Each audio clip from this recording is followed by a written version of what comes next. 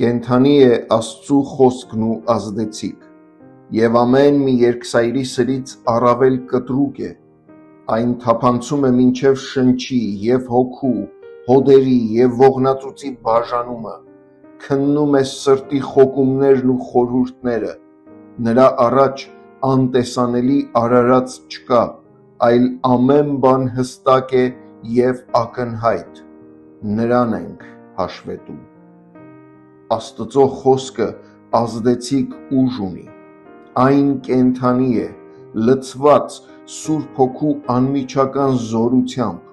մնայուն փոփոխություն բերելով խոսքը ընթերցողների և լսողների սրտերում ու մտքերում, այն այսօր էլ նույնքան ազդեցիկ է գործում, երկսայրի սուրի նման թափանցելով մարդու կյանքի յուրաքանչյուր հատված, այն ունակ է բացահայտելու և ցուցադրելու մեր ներքին կյանքի խորը,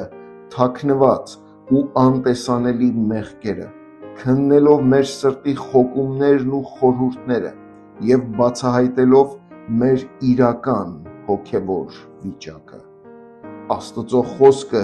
դատում է մեր սրտի մտածումները և ի ցույց դնում մեր իրական ով լինելը։ Նրա առաջ անտեսանելի արարած չկա մեկը, որ կարող լինի դիմադրել կամ թաքնվել նրանից։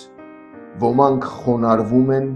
խոսքը ընդունելով և թույլ տալիս, որ այդ նույն խոսքը վերափոխի իրենց կյանքն ու ներաշխարհը, նույնիսկ երբ այն մարտահրավեր է նետում մեր նախապես ձևավորված պատկերացումներին, և կան ու կլինեն ոմանք, որ մերժում են խոսքը և դատապարտություն բերում իրենց վրա։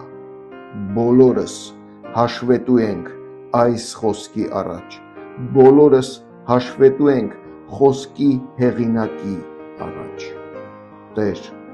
օգնիր ինձ հնազանդվեմ քո խոսքին, վստահելով քո իմաստությանը, որը գերազանցում է բոլոր մարդկային հասկացողությունները։ Ամեն։